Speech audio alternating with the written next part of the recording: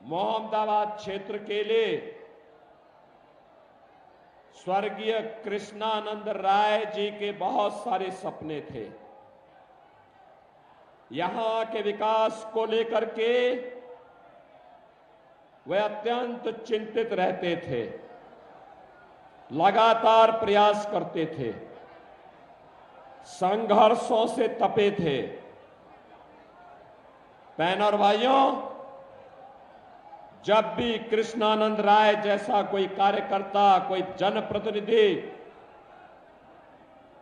विकास के लिए कोई प्रयास करता था, ये समाजवादी पार्टी ऐसे युवाओं नेताओं को माफियाओं की भेंट चढ़ा देता था।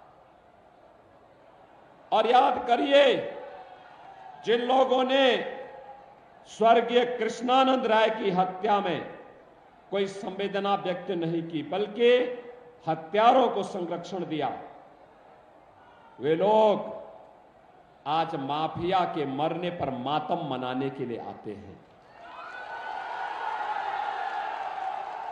मैं कहना चाहता हूं, कृष्णानंद राय विधायक थे, भारतीय जनता पार्टी के विधायक थे।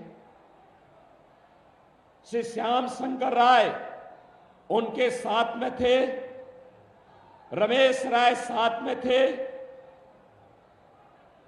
रमेश पटेल साथ में थे, मुन्ना यादव साथ में थे, अन्य लोग साथ में थे, सब मारे गए। और किस बर्बरता के साथ मारा गया था बहनों और भाइयों, तब भी प्रदेश में समाजवादी पार्टी की सरकार थी और केंद्र में कांग्रेस की सरकार थी। ये दोनों जब मिलते हैं, कोई न कोई अनर्थ होता है। हमें फिर से अनर्थ नहीं होने देना है, और यही अपील करने के लिए मैं आपके पास आया हूं। यही अपील करने के लिए मैं आज आया हूं आपके पास। हमें तो गौरव की अनुभूति होनी चाहिए कि आज हम लोग एक ऐसे माहौल में जी रहे हैं जो कल्पना कभी देश के प्रथम स्वातंत्र समर के लिए महान स्वतंत्रता संग्राम सेनानी मंगल पांडे ने की थी, जो कामना चित्तू पांडे ने की थी। विकास की जो तड़प पूर्व प्रधानमंत्री सरदेव चंद्रशेखर जी में थी, और मोहम्मदाबाद की समग्र विकास के लिए जो चिंतित रहते थे, ऐसे कृष्णानंद राय के सपनों का मोहम्मदाबाद, गाजीपुर, बलिया, उत्तर प्रदेश और भारत बने। मोदी जी और योगी जी यही प्रयास कर रहे हैं, और इसी के लिए आपके पास आए हैं। बहनों और भाइयों, आज मैं पूछना चाहता हूं समाजवादी पार्टी और कांग्रेस से, क्या मुन्ना यादव, जिसको मुख्तार जैसे माफिया ने स्वर्गीय कृष्णानंद राय के साथ हत्या के थे, क्या वह पिछड़ी जाति का नहीं था? क्या रमेश पटेल पिछड़ी जाति के नहीं थे?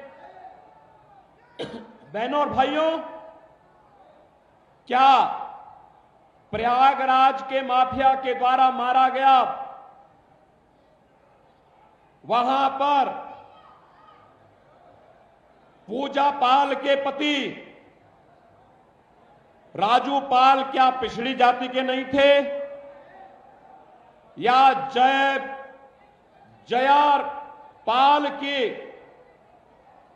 पाल के पति उमेश पाल क्या ये पिछड़ी जाति के नहीं थे?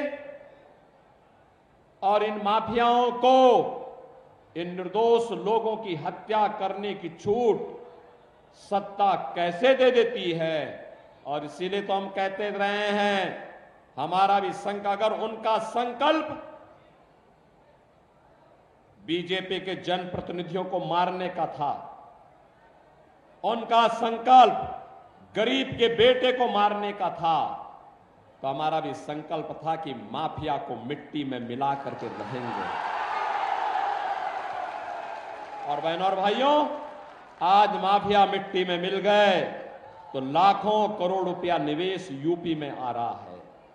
और मैं कह सकता हूं आपको, जो यहां पे नीरज शेखर कह रहे थे, जो वो कह रहे थे कि यहां के पूर्वांचल के नौजवानों को पूर्वांचल में नौकरी मिलनी चाहिए, हमारा भी यही संकल्प है। अब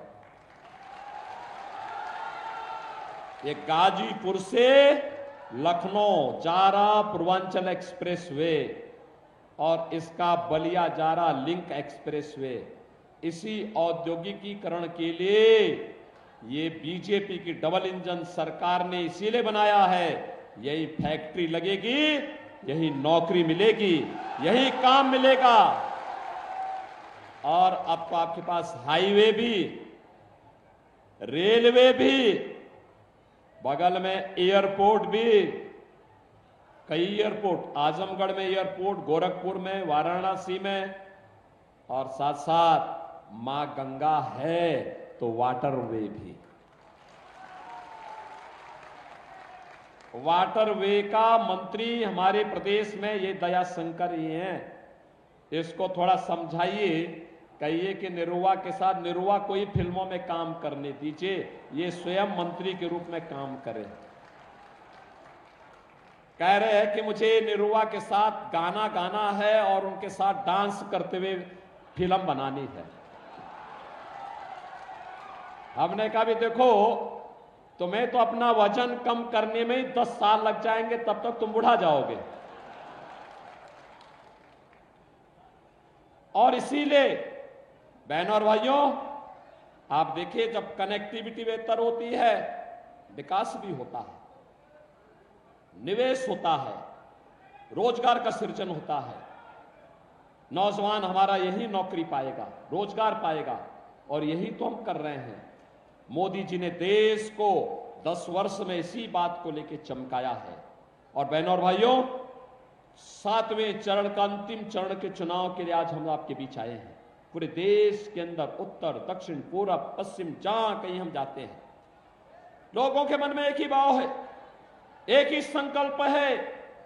हर ओर लोग कहते हैं, जब हम कहते हैं क्या होगा, तो जनता कहती है फिर एक बार, फिर एक बार, और अब की बार 400 पार। 400 पार की जब बात होती है तो समाजवादी पार्टी को तो चक्कर आने लगता है, क्योंकि ये तो केवल 60-62 सीटों पे ही चुनाव लड़ रही है, 60-62 सीटों पर। और यादवों में भी देना था, सब अपने ही खानदान के दे दिए। यानी सेफई के अलावा प्रदेश में कहीं नहीं। अरे कहीं निरुआ भी है, बीजेपी ने उनको बनाया। मैं तो मुंबई गया था, निरुआ वहां फिल्मों में काम कर रहा था। मैंने कहा भी निरुआ, अरे मुंबई के लिए बहुत किया है, चलो गाजीपुर, आजमगढ़ के लिए कुछ करो। और देखो, 2 साल से, पिछले 5 साल से लगातार जी न्यूज़।